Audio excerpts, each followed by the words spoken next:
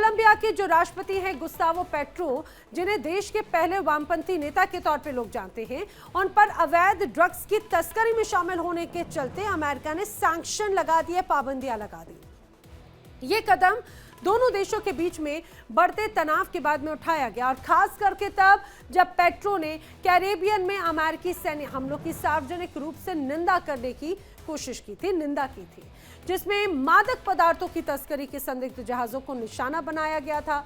अब पेट्रो ने अमेरिका पर न्यायिक हत्याओं को अंजाम देने और फोर्सेस के इस्तेमाल के जरिए अंतर्राष्ट्रीय मानवीय कानूनों का उल्लंघन करने का आरोप लगाया था। अमेरिका गुस्तावो पेट्रो और उनके कई अधिकारियों पर ड्रग तस्करी में सहयोग करने के आरोप में सख्त आर्थिक प्रतिबंध लगाए गए। अमेरिकी फाइनेंस डिपार्टमेंट के office of foreign assets control यानी कि OFAC ने राष्ट्रपति पेट्रो, गृह मंत्री अरमांडो बेंडिटी समेत 4 लोगों को अपनी स्पेशली डेजिग्नेटेड नेशनल्स लिस्ट में शामिल किया और इस लिस्ट में शामिल होने के बाद में इन नेताओं को एक तरह से इन नेताओं की अमेरिका में मौजूद की जो संपत्तियां हैं वो भी फ्रीज कर दी जाएंगी और अमेरिकी कंपनियों को उनके साथ में किसी भी प्रकार का व्यापार करने पर सीधे सीधे प्रतिबंध रहेगा। अब अमेरिकी ट्रेजरी डिपार्टमेंट ने कहा है कि कोलंबिया के राष्ट्रपति गुस्तावो पेट्रो को वैश्विक अवैध ड्रग व्यापार में उनकी भूमिका के चलते बैन किया गया। उनके कार्यकाल को कोलंबिया में कोकीन उत्पादन काफी ऊंचे स्तर पर पहुंच गया, ऐसा कहा जाता है। साथ ही राष्ट्रपति ने ड्रग तस्करों को फायदे भी पहुंचाए हैं, ये भी आरोप उन पर लगे हैं। अब अमेरिका के नागरिकों को जहर देने वाले ड्रग तस्करी को बर्दाश्त नहीं करेंगे, यह अमेरिका की तरफ से कहा गया। ये कदम राष्ट्रपति ट्रंप के पिछले महीने लिए गए उस फैसले के बाद आया जिसमें उन्होंने कोलंबिया को ड्रग्स विरोधी विश्वसनीय साझेदार की सूची से हटाकर वेनेजुएला, अफगानिस्तान और म्यांमार जैसे देशों की श्रेणी में डाल दिया था। अब बैन के बाद राष्ट्रपति पेट्रो ने सोशल मीडिया प्लेटफॉर्म पर प्रतिक्रिया दी और लिखा कि बर्नी मोरेनो की धमकी सच हो गई, मेरे परिवार और मुझे OFAC सूची में डाल दिया गया है और उन्होंने कहा कि मेरी ओर से कानूनी लड़ाई अमेरिका के वकील लड़ेंगे। ये पूरी तरह से एक विरोधाभास है। हमने सालों तक ड्रग माफिया के खिलाफ लड़ाई लड़ी, फिर भी हमें वही देश सजा दे रहा है जिसकी ड्रग खपत कम करने में हमने मदद की। उन्होंने लिखा है कि हम पीछे नहीं हटेंगे और ना ही कभी झुकेंगे। पेट्रो ने ट्रंप प्रशासन पर गंभीर आरोप भी लगाए। उन्होंने कहा कि वो ड्रग्स के खिलाफ युद्ध को राजनीतिक हथियार की तरह इस्तेमाल कर रहे हैं। ट्रंप ने हाल ही में कहा था कि वो कोलंबिया को दी जाने वाली सहायता में कटौती करेंगे और उनके निर्यात पर टैरिफ लगाएंगे। उन्होंने हाल ही के दिनों में सोशल मीडिया पर पेट्रो को अवैध मादक पदार्थों का सरगना कहा था। ट्रंप ने कहा था कि वो एक ऐसा व्यक्ति है जो बहुत सारी दवाइयां बना रहा है, उन्हें इस पर नजर रखनी चाहिए वरना हम उनके और उनके देश के विरुद्ध बहुत गंभीर कार्रवाई करेंगे। अमेरिकी राष्ट्रपति डोनाल्ड ट्रंप ने लैटिन अमेरिका में ड्रग तस्करी रोकने के नाम पर सैन्य दबदबा बढ़ाने का ऐलान किया। ट्रंप प्रशासन ने पुष्टि की कि US Gerald Ford aircraft carrier group अब कैरेबियन सागर की ओर रवाना किया जा रहा है और ये दुनिया का सबसे बड़ा और अमेरिका का नवीनतम एयरक्राफ्ट कैरियर है। ये कदम अमेरिकी इतिहास के किसी भी एंटी नारकोटिक्स अभियान से कहीं ज्यादा बड़ा सैन्य प्रदर्शन माना जाता है। अब इसके साथ ही सितंबर से अमेरिका ने कैरेबियन सागर में संदिग्ध ड्रग नावों पर 10 घातक हमले किए जिनमें करीब 40 लोग मारे गए। पेंटागन ने बताया कि इसमें कुछ वेनेजुएला के नागरिक भी थे। राष्ट्रपति ट्रंप ने कहा कि यह ऑपरेशन अपराधी नेटवर्क्स को खत्म करने के लिए सही कदम है। हम तब तक नहीं रुकेंगे जब तक ड्रग आपूर्ति की जड़ें नष्ट नहीं हो जाती। वहीं कोलंबिया के राष्ट्रपति पेट्रो ने उन हमलों का भी विरोध किया जिनमें पिछले महीने से अब तक का कम से कम 43 लोग मारे जा चुके हैं, जिनमें से 2 हमलों में पूर्वी प्रशांत क्षेत्र में जहाजों को निशाना बनाया गया जहां पर कोलंबिया का तट है। गुस्तावो पेट्रो ने अमेरिका पर कैरेबियन सागर में एयर स्ट्राइक करके निर्दोष लोगों की हत्या करने का आरोप लगाया था। जवाब में डोनाल्ड ट्रंप ने कोलंबियाई राष्ट्रपति को अवैध ड्रग लीडर और बुरा आदमी कहकर संबोधित किया था। पेट्रो, जिनका अब सिर्फ 10 महीने का कार्यकाल बाकी है, लंबे समय से इन अमेरिकी सैन्य हमलों के विरोधी रहे हैं। ये कोलंबिया में 6 दशकों से चल रहे संघर्ष को शांति वार्ता और आत्मसमर्पण समझौतों के जरिए खत्म करने की कोशिश कर रहे हैं, लेकिन अब तक कोई भी बड़ी सफलता उन्हें नहीं मिली।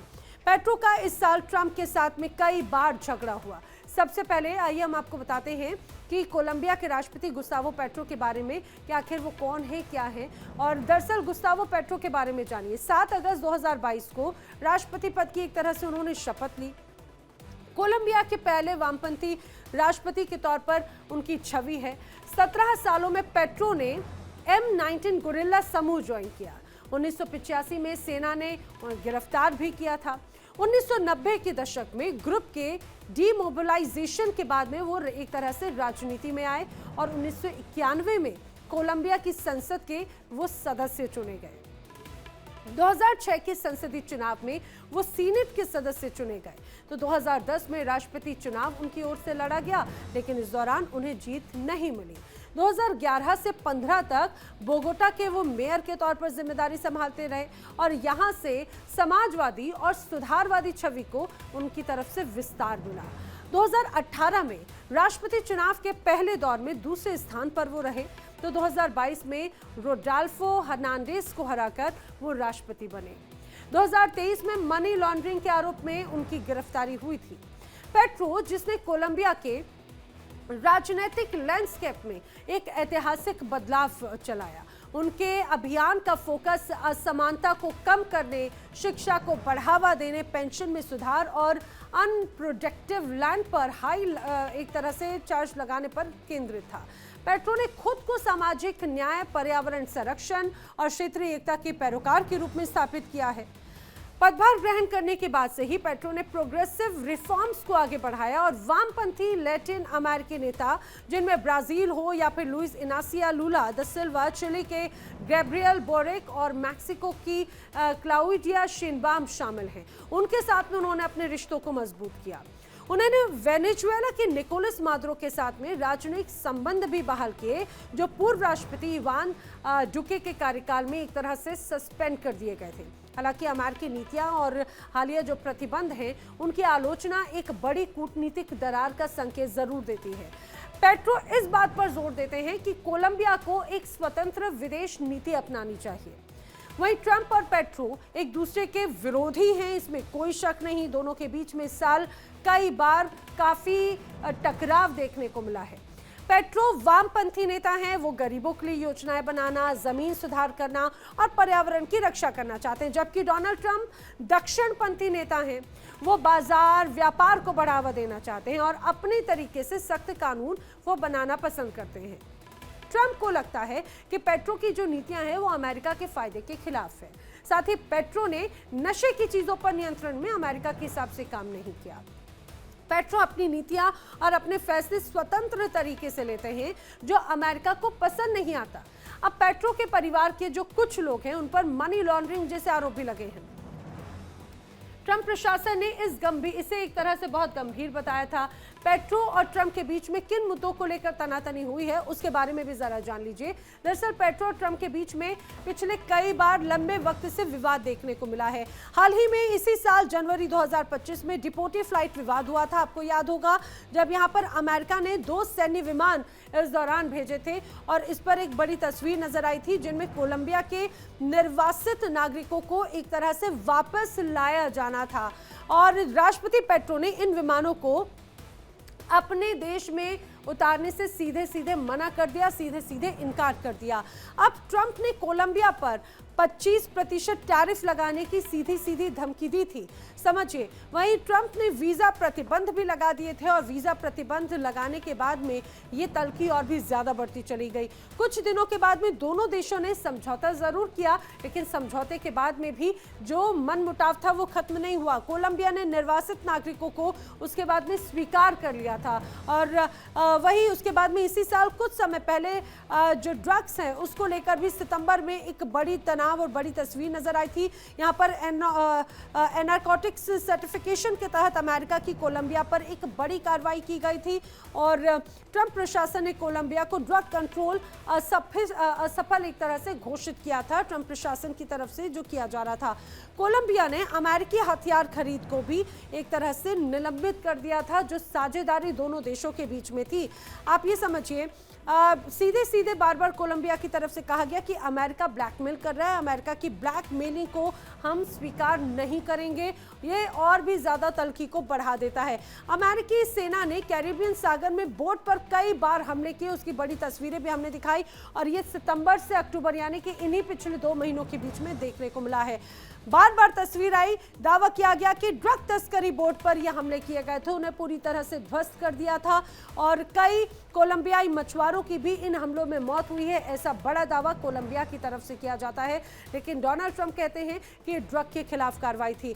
अब राष्ट्रपति पेट्रो ने इन तमाम हमलों को सीधे हत्या, मर्डर करार दिया है। उनका कहना है कि यूएस की तरफ से यह हत्या की गई है और ट्रंप ने इन हमलों का एक तरह से समर्थन किया था। वो बार बार ये कहते रहे कि जो हमले हैं वो ड्रग्स के खिलाफ है।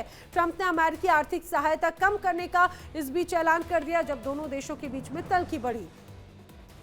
अब समझिए, कोलंबिया पर नए टैरिफ लगाए, सैन्य सहयोग समाप्त करने की घोषणा भी इस दौरान डोनाल्ड ट्रंप की तरफ से कर दी गई थी। अमेरिका ने पेट्रो पर ड्रग तस्करी में शामिल होने का बड़ा आरोप लगाया और ये आरोप पहली बार नहीं, इसके पहले भी कई बार ये आरोप देखने को मिला है। ट्रंप ने कोलंबियाई राष्ट्रपति और परिवार पर भी अब सैंक्शन लगा दिए। समझिए, अभी तक तो किसी देश पर अमेरिका सैंक्शन लगा रहा था, लेकिन अब राष्ट्रपति पर सैंक्शन लगाए हैं। ड्रग तस्करी के आरोप लगाते हुए न सिर्फ पेट्रो बल्कि उनके पूरे परिवार पर भी सैंक्शंस लगाए गए हैं। पेट्रो ने अमेरिकी अदालत में अब मुकदमा दायर करने की घोषणा की है और ये स्पष्ट कहा है कि मेरी तरफ से अब जो ये पूरा लड़ाई है वो अमेरिका में लड़ी जाएगी। अमेरिकी नीति के खिलाफ अब खुले तौर पर विरोध दर्ज कराया है पेट्रो की तरफ से, और क्योंकि अमेरिका की जो सैंक्शंस हैं, अमेरिका में जितनी भी ये कहा जाए कि संपत्तियां हैं, अब वो भी एक तरह से फ्रीज कर दी जाएंगी।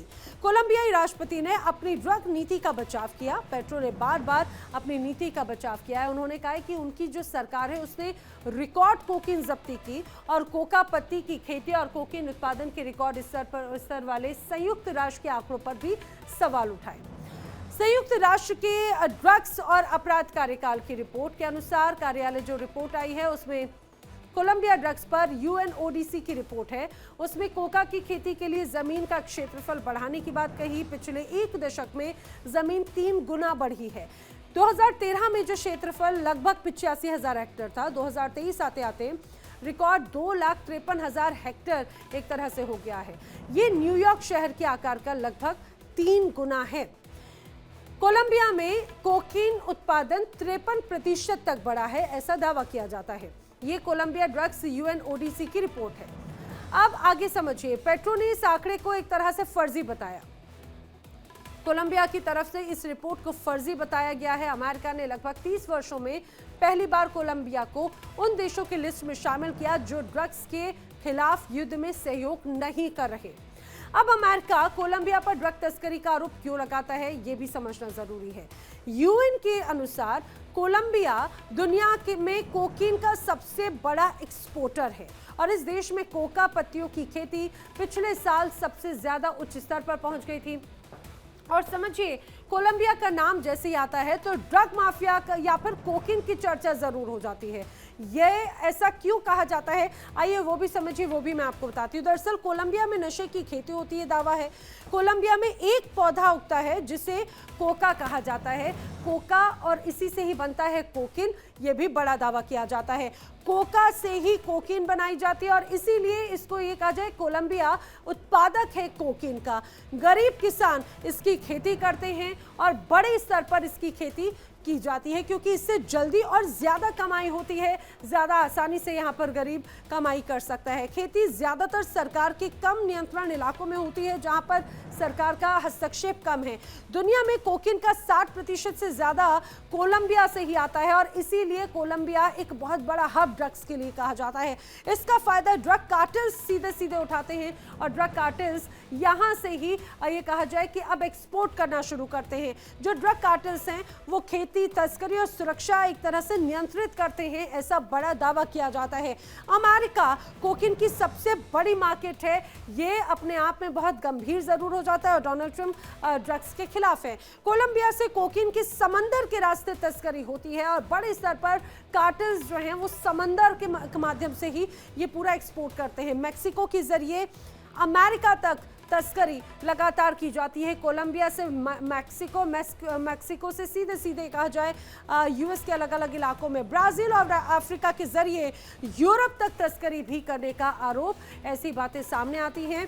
और यही वजह है कि समंदर में कई कार्टेल्स को, कई शिप्स को टारगेट किया जाता है। कोलंबिया इस स्थिति तक एक रात में या फिर संयोग से नहीं पहुंचा, इसके पीछे कई वजह, कई कारण हैं। 2015 में कोलंबिया के संवैधानिक न्यायालय ने एरियल फ्यूमिगेशन, हवाई छिड़काव को रोक दिया और ग्लाइफोसेट का इस्तेमाल बैन कर दिया। ये हर्बिसाइड कोका पौधों को मारने में प्रभावी था, लेकिन स्वास्थ्य और पर्यावरण सुरक्षा के लिहाज से इसे बैन कर दिया गया। अब 2016 आते आते यहाँ पर जो तत्कालीन राष्ट्रपति थे जुआन मैनुअल सेंटोस, उन्होंने कोका के बजाय गैर अवैध फसलें उगाने की स्कीम शुरू कर दी।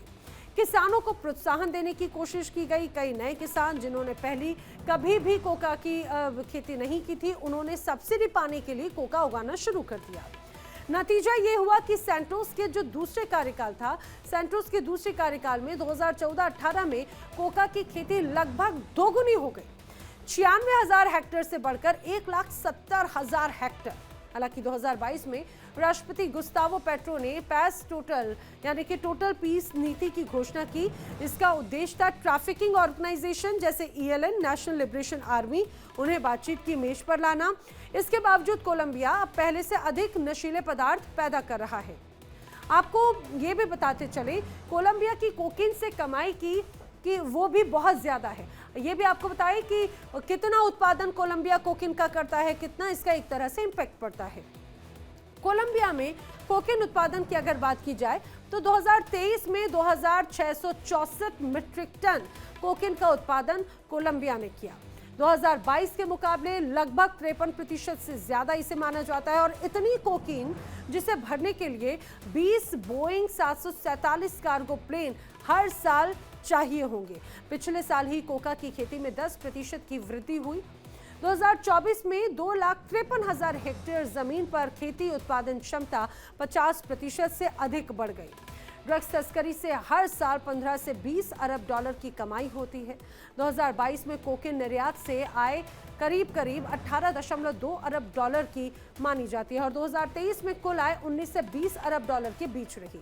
हालांकि जैसा कि कोलंबिया सरकार ड्रग तस्करी पर कार्रवाई की बात करती है, उसके हिसाब से कोलंबिया की सेना ने 2024 में लगभग 626 टन कोकीन जब्त किया, जो 2023 के मुकाबले 35% ज्यादा है। 62 देशों के साथ संयुक्त ऑपरेशन ओरियन के तहत 225 टन कोकीन जब्त की गई।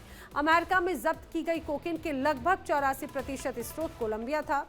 2023 में वैश्विक कोकीन उत्पादन में 68% की वृद्धि हुई, जिसमें कोलंबिया का प्रमुख योगदान था। और ये रिकॉर्ड जब्ती कोलंबिया की ड्रग्स के खिलाफ सख्त नीतियां और अभियान की गवाही है। और यही वजह है कि ट्रंप कोलंबिया पर लगातार कार्रवाई कर रहे हैं और राष्ट्रपति पेट्रो को ड्रग्स तस्कर बताते हैं।